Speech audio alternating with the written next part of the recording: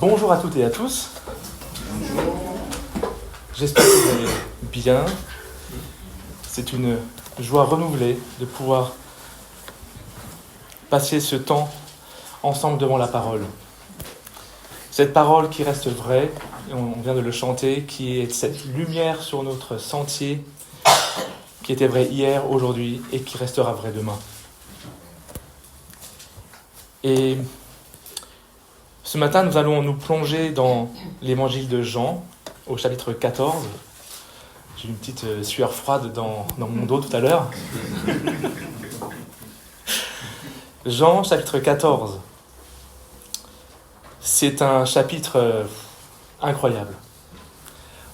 On pourrait passer plusieurs prédications sur ce chapitre, mais bon, sur l'ensemble de l'évangile de Jean, bien sûr. Mais ce chapitre en particulier a énormément d'enseignements pour nous aujourd'hui. Mais on va essayer de se focaliser sur un élément qui m'est paru vraiment essentiel et aussi à propos par rapport à ce que nous vivons aujourd'hui, par rapport à notre actualité, par rapport à ce que notre Église également vit dans cette phase de construction, co-construction, dans ce monde qui va effectivement dans tous les sens. Dimanche dernier, Matt a introduit cette série sur l'évangile de Jean à partir du chapitre 13, qui va nous accompagner jusqu'au temps de Pâques.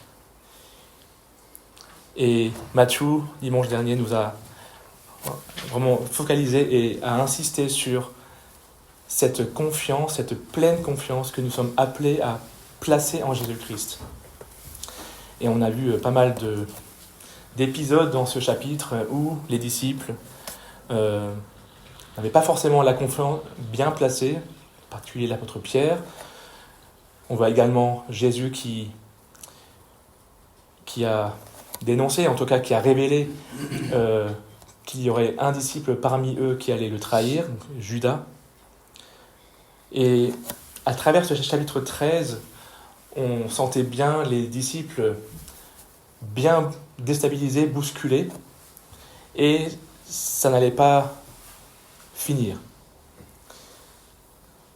Au niveau du découpage de ces chapitres, il y a des versions de la Bible qui intègrent les versets 31 à 38 du chapitre 13 dans le chapitre 14.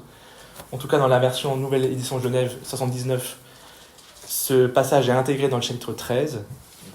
Mais pour avoir vraiment le contexte du passage de ce jour, je propose qu'on relise ensemble la fin du chapitre 13 pour avoir le contexte et savoir que c'est donc dans cette entièreté-là qu'on peut comprendre dans quelle situation Jésus, à partir du chapitre 14, a commencé à annoncer réellement et sans image ce qui allait lui arriver, son chemin vers la croix, sa mort, sa résurrection.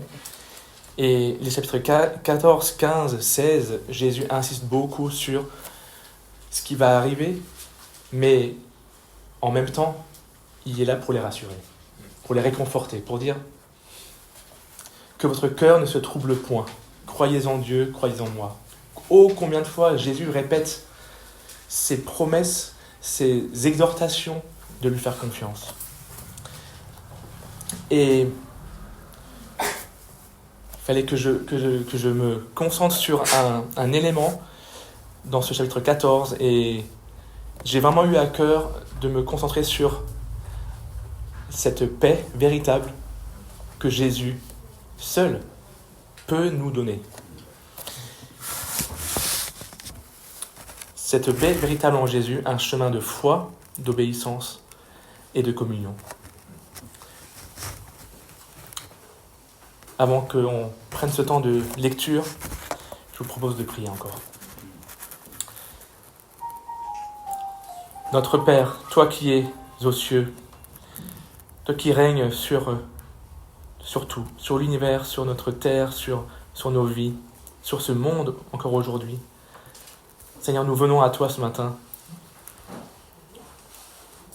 aussi faibles que nous sommes, aussi démunis que nous sommes face à tout ce qui se passe actuellement.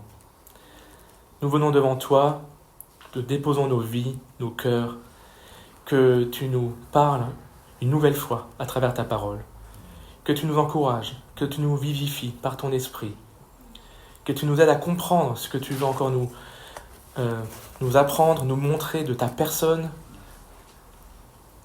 de ton œuvre pour nos vies aujourd'hui. Dans notre contexte, chacune ici présent a des besoins que toi tu connais et auxquels tu veux répondre et pourvoir. Seigneur, nous te remettons ce temps, que tu nous parles, que tu nous donnes des cœurs attentifs, des oreilles ouvertes à entendre ta parole. Au nom de Jésus. Amen. Alors je vous propose, sans plus tarder, de lire le passage de ce jour à partir de Jean 13, verset 31, jusqu'à la fin de Jean 14. Jean 13, verset 31. Lorsque Judas fut sorti, Jésus dit : Maintenant, le Fils de l'homme a été glorifié, et Dieu a été glorifié en lui. Si Dieu a été glorifié en lui, Dieu aussi le glorifiera en lui-même, et il le glorifiera bientôt. Mes petits enfants, je suis pour peu de temps encore avec vous. Vous me chercherez, et comme j'ai dit aux Juifs, vous ne pouvez venir où je vais, je vous le dis aussi maintenant. Je vous donne un commandement nouveau. Aimez-vous les uns les autres. Comme je vous ai aimé, vous aussi, aimez-vous les uns les autres. À ceci, tous connaîtront que vous êtes mes disciples, si vous avez de l'amour les uns pour les autres. Simon-Pierre lui dit : Seigneur, mais où vas-tu ? Jésus répondit : Tu ne peux pas maintenant me suivre où je vais, mais tu me suivras plus tard. Seigneur, lui dit Pierre, pourquoi ne puis-je pas te suivre maintenant ? Je donnerai ma vie pour toi. Jésus répondit : Tu donneras ta vie pour moi. En vérité, je te le dis, le coq ne chantera pas que tu ne m'aies renié 3 fois. Jean 14, verset 1. Que votre cœur ne se trouble point. Croyez en Dieu et croyez en moi. Il y a plusieurs demeures dans la maison de mon Père. Si cela n'était pas, je vous l'aurais dit. Je vais vous préparer une place. Et lorsque je m'en serai allé et que je vous aurai préparé une place, je reviendrai. Et je vous prendrai avec moi, afin que là où je suis, vous y soyez aussi. Vous savez où je vais, et vous en savez le chemin. Thomas lui dit : Seigneur, nous ne savons où tu vas. Comment pouvons-nous en savoir le chemin ? Et Jésus lui dit : Je suis moi, le chemin, la vérité et la vie. Nul ne vient au Père que par moi. Si vous me connaissiez, vous connaîtriez aussi mon Père. Et dès maintenant, vous le connaissez et vous l'avez vu. Philippe lui dit : Seigneur, montre-nous le Père, et cela nous suffit. Jésus lui dit : Il y a si longtemps que je suis avec vous, et tu ne m'as pas connu, Philippe ? Celui qui m'a vu a vu le Père. Et comment dis-tu : montre-nous le Père ? Ne crois-tu pas que je suis dans le Père, et que le Père est en moi ? Les paroles que je vous dis, je ne les dis pas de moi-même. Et le Père qui demeure en moi, c'est lui qui fait les œuvres. Croyez-moi, je suis dans le Père et le Père est en moi. Sinon, croyez du moins à cause de ses œuvres. En vérité, je vous le dis, celui qui croit en moi fera aussi les œuvres que je fais. Et il en fera de plus grandes, parce que je m'en vais au Père. Et tout ce que vous demanderez en mon nom, je le ferai, afin que le Père soit glorifié dans le Fils. Si vous demandez quelque chose en mon nom, je le ferai. Si vous m'aimez, gardez mes commandements. Et moi, je prierai le Père, et il vous donnera un autre consolateur, afin qu'il demeure éternellement avec vous. L'Esprit de vérité, que le monde ne peut recevoir parce qu'il ne le voit point et ne le connaît point. Mais vous, vous le connaissez, car il demeure avec vous et il sera en vous. Je ne vous laisserai pas orphelins. Je viendrai à vous. Encore un peu de temps et le monde ne me verra plus. Mais vous, vous me verrez, car je vis et vous vivrez aussi. En ce jour-là, vous connaîtrez que je suis en mon Père et que vous êtes en moi, et que je suis en vous. Celui qui a mes commandements et qui les garde, c'est celui qui m'aime. Et celui qui m'aime sera aimé de mon Père. Je l'aimerai et je me ferai connaître à lui. Jude, alors non pas Judas l'Iscario, donc Jude lui dit, « Seigneur, d'où vient que tu te feras connaître à nous et non au monde ?» Jésus lui répondit, « Si quelqu'un m'aime, il gardera ma parole et mon Père l'aimera. Nous viendrons à lui et nous ferons notre demeure chez lui. Celui qui ne m'aime pas ne garde point mes paroles. Et la parole que vous entendez n'est pas de moi, mais du Père qui m'a envoyé. Je vous ai dit ces choses pendant que je demeure avec vous. Mais le Consolateur, l'Esprit Saint, que le Père enverra en mon nom, vous enseignera toutes choses et vous rappellera tout ce que je vous ai dit. Je vous laisse la paix, je vous donne ma paix. Je ne vous donne pas comme le monde donne. Que votre cœur ne se trouble point et ne s'alarme point. Je répète. Je vous laisse la paix. Je vous donne ma paix. Je ne vous donne pas comme le monde donne. Que votre cœur ne se trouble point et ne s'alarme point. Vous avez entendu que je vous ai dit, je m'en vais et je reviens vers vous. Si vous m'aimiez, vous vous réjouiriez de ce que je vais au Père, car le Père est plus grand que moi. Et maintenant, je vous ai dit ces choses avant qu'elles arrivent, afin que, lorsqu'elles arriveront, vous croyiez. Je ne parlerai plus guère avec vous, car le prince de ce monde vient. Il n'a rien en moi, mais afin que le monde sache que j'aime le Père et que j'agis selon l'ordre que le Père m'a donné, levez-vous, partons d'ici. Jusqu'ici la parole. Amen. Comme je vous l'ai dit, très dense ce passage.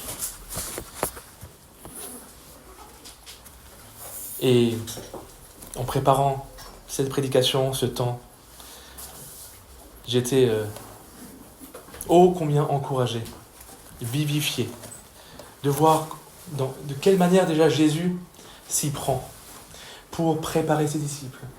Cette pédagogie ultime que Jésus déploie et manifeste envers ses petits-enfants, comme il le dit. Est-ce que vous avez compté combien d'interventions, combien de questions les disciples posent à Jésus? On peut déjà en voir 4 ici. Pierre, donc, fin de Jean 13, puis Thomas, puis Philippe, puis Jude. Chacun avec ses interrogations, ses doutes, ils ne comprenaient pas, ils étaient vraiment dans cette situation où Jésus leur parlait, Jésus les préparait, leur annonçait quelque chose de dur à venir, et on les voit ici complètement déstabilisés, bousculés, s'interrogeant. Mais Jésus, progressivement et patiemment, les réconforte et leur donne ici des promesses incroyables. Et on va essayer de voir, à travers ce passage, qu'est-ce que cette paix véritable en Jésus. Et donc le titre que j'aimerais donner à ce message, la paix véritable en Jésus, un chemin de foi, d'obéissance et de communion. J'aimerais pouvoir développer cette idée, en tout cas scruter la substance de ce texte à travers 3 points. Tout d'abord, la foi en Christ, cette source de la paix véritable. Puis l'obéissance à Christ, ce chemin vers la paix. Et enfin, la communion avec le Saint-Esprit, le gardien de la paix.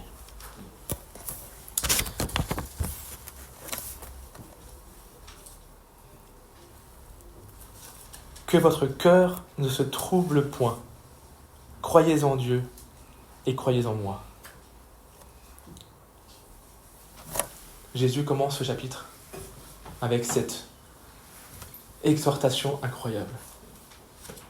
Il voyait bien ses disciples dans la crainte, il voyait bien ses disciples dans le doute, dans la peur peut-être. Il voit cela, il connaît leur cœur et il leur dit que votre cœur ne se trouble point. Croyez en Dieu, croyez en moi. Et ensuite, il va développer. Qu'est-ce qu'il entend par croyez en moi, croyez en Dieu. Et c'est cette première partie que j'aimerais pouvoir focaliser sur la foi en Christ qui est la source de cette paix véritable. Donc, comme je vous l'ai dit en introduction, Jésus, à partir des chapitres 13, 14, 15, 16, avec la prière sacerdotale de chapitre 17, il accompagne ses disciples. Et lui-même, Jésus, il est dans cette marche vers la croix. Et ce chapitre 14 est vraiment ce chapitre où il apporte ses promesses. Il annonce que les disciples, les croyants ne vont pas rester seuls.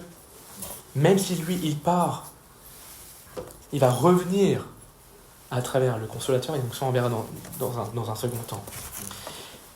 Mais en revenant au début de ce chapitre, versets 2 et 3, Jésus ici déjà leur apporte cette promesse. Il y a plusieurs demeures dans la maison de mon Père. Et là il parle non pas de la maison de son Père, le temple de Jérusalem, le temple dont tous les Juifs à l'époque s'identifiaient, le temple de l'Ancien Testament, mais là il parle bien de la maison de son Père dans les cieux. Et il ne parle pas de plusieurs maisons, il parle de plusieurs demeures dans la maison de mon Père. Donc on voit déjà ici cette communion, cette unité, effectivement, au sein du Père à travers Christ. Je vais vous préparer une place. Et lorsque je m'en serai allé et que je vous aurai préparé une place, je reviendrai et je vous prendrai avec moi, afin que là où je suis, vous y soyez aussi. Vous savez où je vais, et vous en savez le chemin. Alors comment peut-on comprendre et interpréter ce que Jésus dit ici ? Je vais vous préparer une place, et lorsque je m'en serai allé et que je vous aurai préparé une place, je reviendrai. Les commentateurs, ils ont plusieurs manières d'interpréter ce passage, cette promesse de Jésus. Et pour ma part, je suis en paix dans la manière de comprendre que lorsque Jésus dit, lorsque je m'en serai allé, que je vous aurai préparé une place et que je reviendrai, ici, il annonce plusieurs choses à venir. Pas forcément qu'une seule, pas seulement le fait qu'il allait revenir les voir physiquement, avec les mains percées, le côté percé après sa résurrection, mais il parle également de la venue du Saint-Esprit lors de la Pentecôte, de manière vraiment tangible, puis ensuite de son retour. Le retour, la seconde venue de Jésus-Christ. Ici, il est en train de les préparer sur tout ce qui va suivre. Lorsque je m'en serai allé, que je vous aurai préparé une place,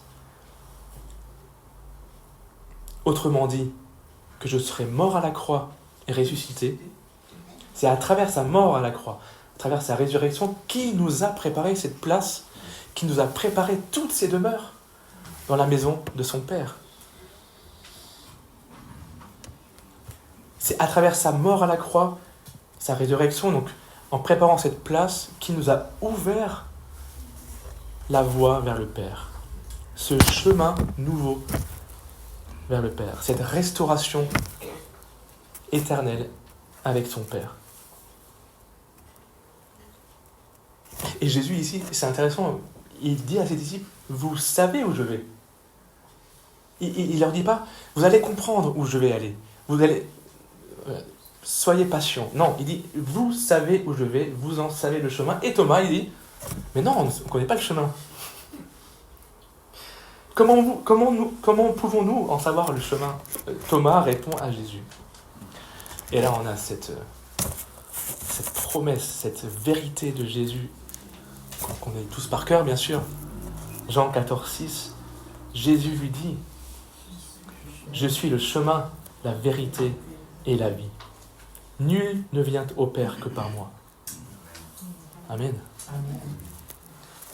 Jésus devait passer par la mort à la croix et ressusciter pour préparer cette place, pour préparer ce chemin, ouvrir ce chemin vers son Père, pour que ses disciples, qui ont cheminé avec lui pendant ces quelques années,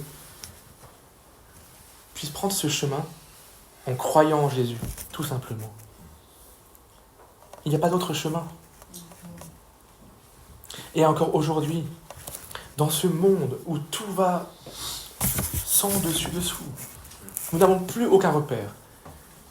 Quand on parle de ces tensions géopolitiques, quand on regarde au niveau de la France, quand on regarde au niveau de la société, où pouvons-nous trouver encore des repères, des référentiels stables, fiables dans ce monde? Nulle part. Les hommes ont essayé de par ces religions, ils ont essayé de trouver un chemin vers la sanctification, vers vers Dieu. Mais ici, Jésus, le Fils de Dieu, il rappelle à ses disciples, il nous rappelle à nous ce matin qu'il n'y a qu'un seul chemin. C'est Jésus. Jésus, Dieu fait homme, comme il le décrit ensuite plus tard aux prochaines interrogations de Philippe en particulier. Dieu fait homme, Jésus-Christ, sans péché, jusqu'à sa mort à la croix. Et le seul et l'unique pouvons nous réconcilier avec le Père. Et ici, Jésus, il encourage ses disciples à avoir foi en lui. Vous savez où je vais. Vous m'avez vu. Vous me voyez, je suis là, je suis avec vous. Les disciples, on les voit encore un peu dans l'incrédulité. Ils n'ont pas encore tout saisi.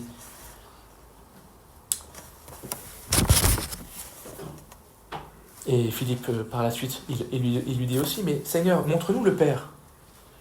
Et cela nous suffit, en sachant que ils savaient bien, les disciples, c'était impossible de voir Dieu. De par tout ce qu'ils ont aussi reçu comme enseignement dans l'Ancien Testament. Dieu ne peut pas être... Dieu est 3 fois saint. Nous ne sommes pas saints. Et c'était inscrit dans les mémoires, inscrit dans les enseignements. On ne peut pas voir Dieu. Mais Philippe, il s'interroge quand même. Et Jésus lui dit, si tu m'as vu, tu as vu le Père. Jésus étant Dieu fait homme. Jésus, le Fils de Dieu. Et c'est pour cela que Jésus ici veut faire comprendre à ses disciples que la paix qu'il promet repose uniquement sur la confiance en lui et sur son œuvre. C'est en croyant en son œuvre, en ce qui va arriver, en croyant en son retour, en croyant, voilà, on va voir par la suite, à la venue du Saint-Esprit, qui va les consoler, qui va les fortifier dans leur témoignage, qui va les enseigner à la suite de ce que Jésus les a enseigné. C'est dans cette foi en Jésus, en cette foi dans son œuvre, qu'on trouve la source de cette paix véritable. Maintenant, l'obéissance à Christ, ce chemin vers la paix. Dans la suite du texte, on voit à plusieurs reprises Jésus qui encourage ses disciples à lui obéir, à faire la volonté de son Père. On le voit au verset 12, en vérité, je vous le dis, celui qui croit en moi fera aussi les œuvres que je fais, et il en fera de plus grandes, parce que je m'en vais au Père. Tout ce que vous demanderez en mon nom, je le ferai, afin que le Père soit glorifié dans le Fils. Si vous demandez quelque chose en mon nom, je le ferai. Il les demande ici d'expérimenter leur foi en Jésus, de mettre Dieu à l'épreuve, mettre Jésus à l'épreuve. Tout ce que vous demanderez en mon nom, je le ferai. Est-ce que dans notre vie de tous les jours, la semaine, avec tout ce qu'on peut vivre comme situation, comme échec, comme douleur, comme imprévu, perte, est-ce qu'on se rappelle que nous avons cette voie ouverte auprès du Père à travers Jésus, à qui nous pouvons tout demander avec foi, bien sûr. Si vous demandez quelque chose en mon nom, je le ferai. Et ce que Jésus ici veut encourager les disciples, c'est tout ce que vous demanderez en mon nom, c'est continuer à marcher fidèlement, continuer à suivre ses commandements. Aimez-vous les uns les autres, il avait dit au chapitre 13, il va encore le dire 2 fois par la suite, dans la suite de ce chapitre. Et pas plus tard qu'au verset 15, il dit, si vous m'aimez, gardez mes commandements. Et moi, je prierai le Père, et il vous donnera un autre consolateur, afin qu'il demeure éternellement avec vous, l'Esprit de vérité. Il savait ses disciples sur le chemin. Il n'avait pas encore tout compris, tout saisi. Il leur annonçait progressivement ce qui allait que lui arriver, là où il devait passer, par la mort, par la résurrection. Mais il leur dit, ayez confiance en moi. Mettez votre confiance en moi, ayez foi en moi. Et moi, derrière, je répondrai. Je vous enverrai ensuite, quand je serai parti, le Saint-Esprit. Et quand on regarde la suite de l'évangile de Jean, on voit que Jésus a été fidèle, obéissant jusqu'à la mort. Il a donné cet exemple parfait, ultime à ses disciples. Et pour nous aujourd'hui, en ayant cet exemple parfait de Jésus-Christ, veillons à rester les yeux fixés sur Jésus-Christ, à nous rappeler que nous sommes ici, et nous tous en tant que frères et sœurs, nous l'église Beaugrenelle, à nous aimer les uns les autres comme Jésus nous a aimés. Et à travers tout ce que Jésus nous montre dans les évangiles, et en particulier dans l'évangile de Jean, tout ce qu'il a fait, il le fait par amour, de par son amour divin, parfait envers nous. Ce qui l'a aussi motivé à rester obéissant jusqu'au bout. D'abord de par son amour avec son Père, et ensuite son amour pour nous tous. Nous sommes tous en chemin. Nous sommes tous ici, ce matin encore appelés à marcher en obéissance, même lorsque nous ne voyons pas tout, même lorsque nous ne comprenons pas tout. Encourageons-nous les uns les autres aussi à nous aimer, à manifester de par notre vie ce que Jésus a manifesté lui en premier à ses disciples et au monde qui l'entourait. Son obéissance de Christ jusqu'au bout n'est pas un échec. Au contraire, c'est une démonstration parfaite de son amour divin envers nous. Et c'est ce chemin qui nous amène vers la paix en Christ. Restons obéissants, restons fidèles, aimons-nous les uns les autres. Et Jésus, par son esprit en nous, qui nous promet ici, nous donnera sa paix. Pour enfin arriver à la dernière partie, cette communion avec l'Esprit, le gardien de la paix. Jésus parle à ses disciples ici, en leur présence, physiquement. Il leur annonce quelque chose à venir que les disciples ne voient pas. Et on en revient à la foi. Toujours encore une fois, avoir la foi en Jésus. Et là, il leur annonce la venue d'un autre consolateur. Et dans d'autres traductions, dans la Semeur par exemple, on voit le consolateur traduit par ce défenseur en justice.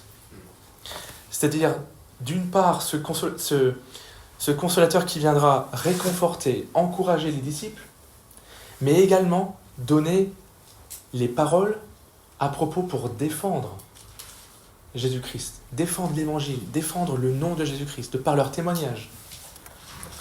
Et nous voyons ce changement radical à la Pentecôte, quand l'Esprit Saint descend sur les apôtres.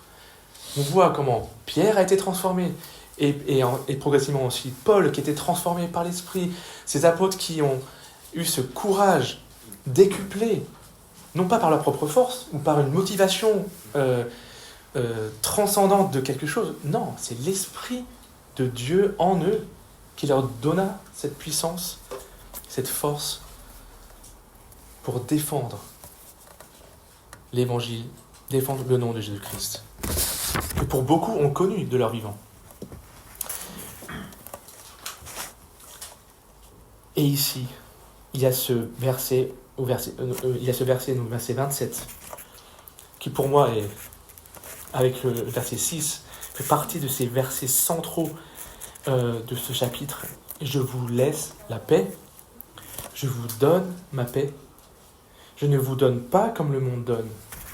Et là, il répète une nouvelle fois, que votre cœur ne se trouble point et ne s'alarme point. Je vous laisse la paix, je vous donne ma paix.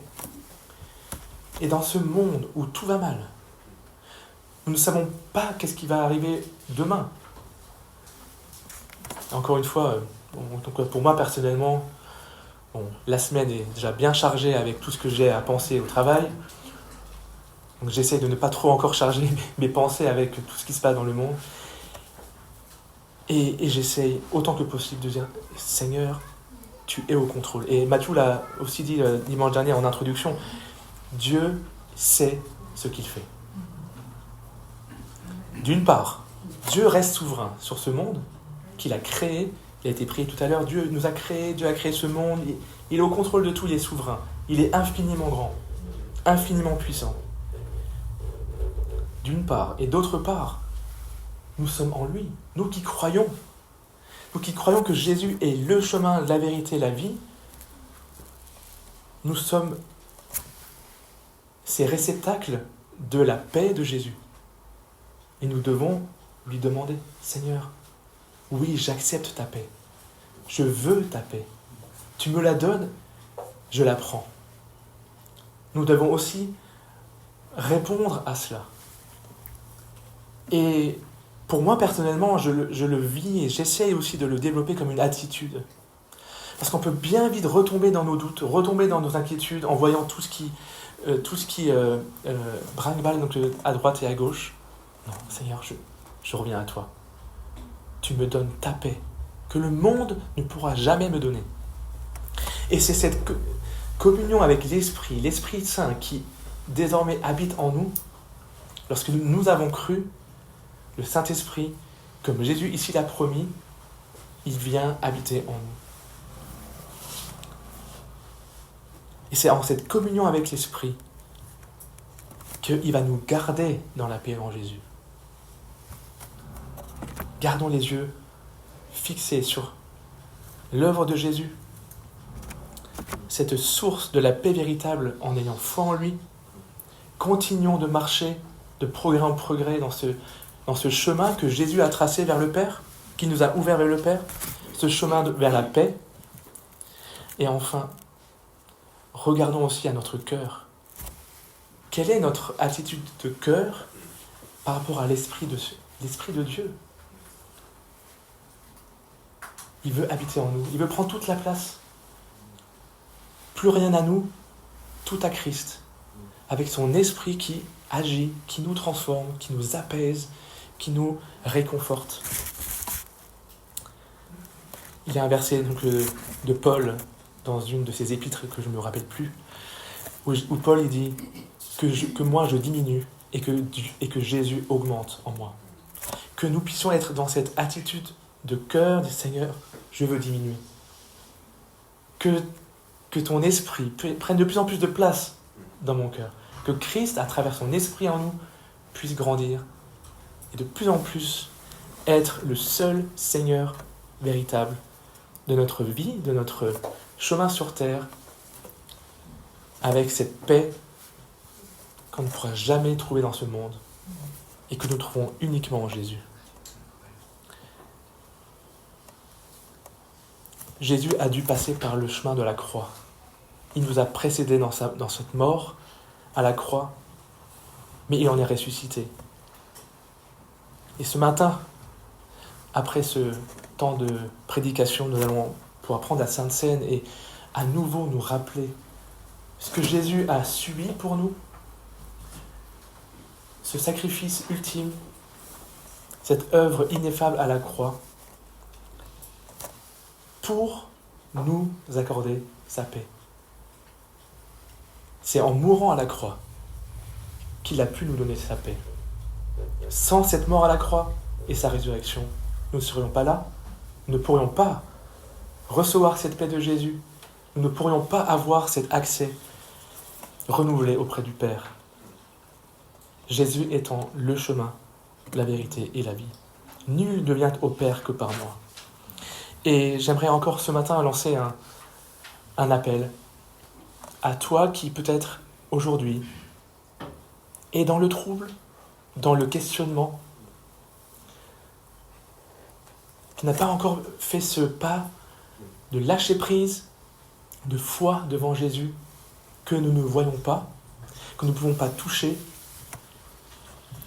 mais qui se révèle dans sa parole, qui se révèle dans notre cœur par son esprit qui veut habiter dans ton cœur. Et il suffit de croire. Il te suffit de croire ce matin, aujourd'hui. Seigneur, tu es le chemin, la vérité et la vie. Sans toi, sans croire en toi, je ne peux pas avoir accès au Père. Je ne peux pas avoir accès à cette paix. Et par une prière simple, tu peux venir au Seigneur. Et l'Esprit de Dieu, le Saint-Esprit, ce consolateur, viendra habiter dans ton cœur. Amen. Je vais encore prier. Notre Père,